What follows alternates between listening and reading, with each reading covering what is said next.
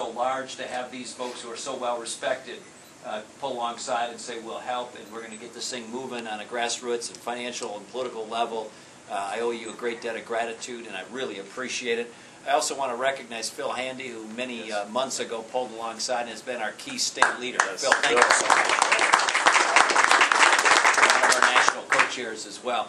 Well, I wish Mary could be here. We've spent the last 2 weeks or so in an RV driving around rural Iowa in 100-degree heat, going from town to town in a RV whose air conditioner didn't work. It was like a sauna on wheels. But I think if you met her, you'd be really impressed with her. She's a wonderful, wonderful person.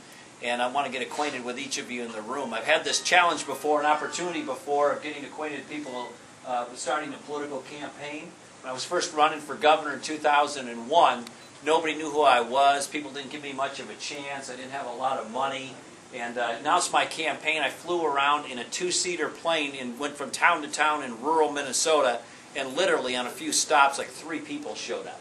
So it was like the local reporter of the newspaper, the airport manager happened to be there, and then one person was trying to get something out of the vending machine or something like that. And I was kind of discouraged on these early days of my campaign, but one day I came back home early on and was coaching youth soccer, so I took my suit off, put on my coach's shirt, whistle, clipboard, walked out on the field that night after doing one of these discouraging fly-arounds, and these little girls, my daughters included, came running up to me. They're like 6 or 7 years old, and they're saying, "You know, are you running for governor? Are you running for governor?" And I thought, wow, this campaigning really works. I mean, I've only been at it 8 hours, and my 6 and 7-year-old girls, my message has already permeated their brain.